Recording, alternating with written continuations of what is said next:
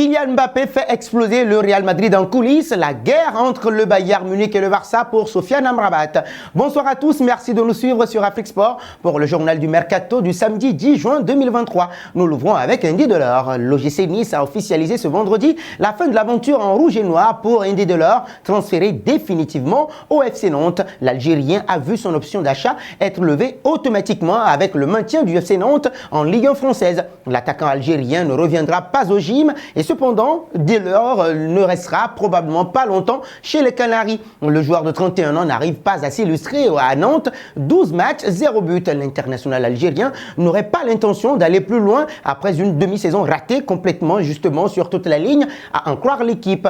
Il pourrait profiter du mercato estival qui arrive justement pour débarquer ailleurs. Pour rappel, Indy Delors a quitté Montpellier en 2021 pour rejoindre le JC Nice et dernièrement le club nantais sous forme de prêt lors du dernier mercato hivernal.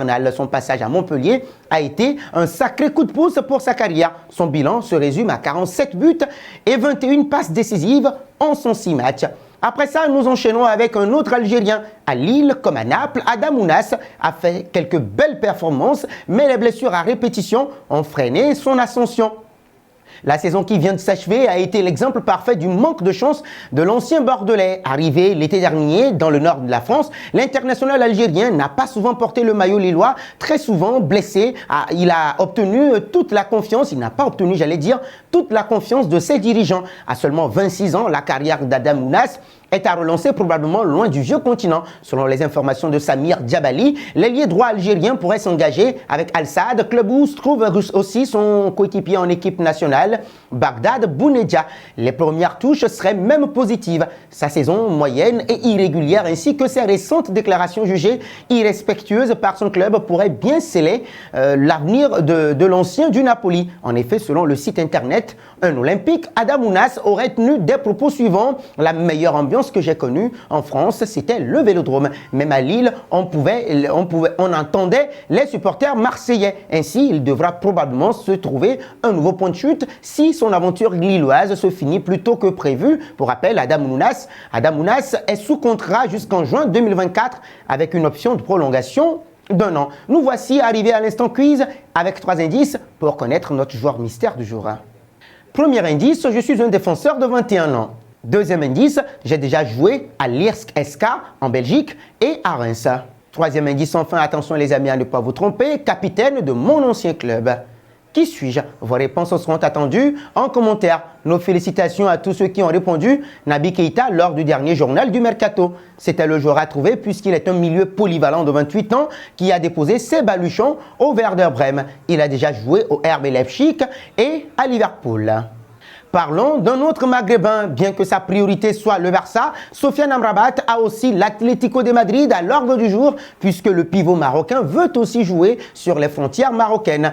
Agent libre en 2024, le club de la Viola accepterait une offre de plus de 20 millions d'euros pour laisser partir sa star qui continue de s'imposer ou bien d'imposer le changement de décor. En effet, selon les informations de Florian Plettenberg, le Bayern Munich surveillerait désormais la situation du joueur qui aurait vu ses représentants le proposer au champion d'Allemagne. Décrit comme un joueur intéressant par les dirigeants munichois, il ne serait toutefois pas encore une priorité à l'heure actuelle puisque les Bavarois auraient encore un mince espoir de recruter Declan Rice. Nous évoquons James Rodriguez qui continue de chercher un club. Le milieu offensif colombien accumule des expériences mitigées dans des destinations de plus en plus éloignées depuis ces 2 saisons au Bayern Munich. Après avoir passé un an à Everton, il a décidé de se rendre au Qatar, à Al Rayyan, mais ses tentatives de se relancer du côté de l'Olympiakos ont été vaines. Depuis son départ en Grèce, ou bien de Grèce, l'ancien joueur du Real Madrid et de l'AS Monaco était son club,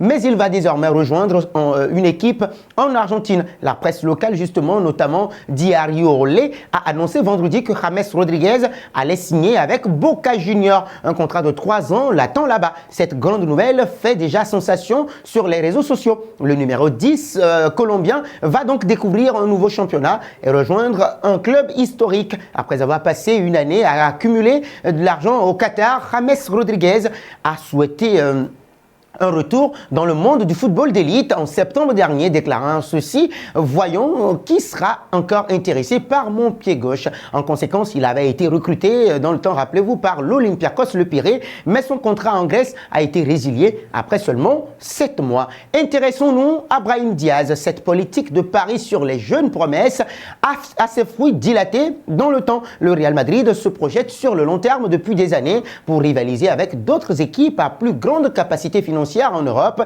C'est pourquoi ces paris mettent parfois du temps à se concrétiser, comme c'est le cas actuellement. Car Brahim Diaz, justement, qui a été signé à l'époque des mois avant la fin de son contrat avec Manchester City, mais il a désormais dû passer 3 saisons en prêt dans les rangs de l'AC Milan jusqu'à ce que son retour soit officiellement clôturé pour faire partie de l'effectif de Carlo Ancelotti. Auteur de 7 buts et 8 passes décisives en 45 matchs la saison dernière, il a réussi justement à être un élément essentiel de l'équipe de Stefano Pioli durant cette période. À chaque fois, il a eu un impact plus important sur le jeu des Rossoneri qui ont tenté de le retenir sans succès. Mais maintenant, ils ont besoin de lui dans la cité de la Coca Espina. Terminons à présent avec l'actualité Kylian Mbappé. Selon le quotidien AS, le Real Madrid a abandonné la piste menant à l'attaquant de Tottenham, Harry Kane. Harry Kane, justement, n'est pas un objectif du Real Madrid pour renforcer l'attaque. L'opération se refroidit considérablement, écrit le média espagnol. Car Tottenham serait tout simplement trop gourmand en réclamant 115 millions d'euros. Le joueur aussi se montrait exigeant avec un salaire de 20 millions d'euros annuels. Ces montants seraient trop élevés pour le Real Madrid qui estime Harry Kane trop vieux, à bientôt 30 ans justement, pour réclamer de telles sommes. Le PSG qui espère également convaincre l'Anglais aurait donc un peu plus le champ libre, même si la menace de Manchester United plane toujours. Mais selon Relevo, c'est le cas Mbappé qui pousserait plutôt le Real Madrid à douter, car l'international français enverrait des signaux assez forts au Real Madrid pour signer libre en 2024. Le Paris Saint-Germain, le président justement Florentino Pérez, serait donc en plein doute concernant Harry Kane. C'est la fin de ce journal que nous refermons avec la question du jour. Dans quel club voyez-vous Harry Kane la saison prochaine? Vos réponses sont attendues en commentaire. Mais avant, n'hésitez pas à vous abonner sur Afrique Sport. C'est pour ne rien manquer des informations footballistiques.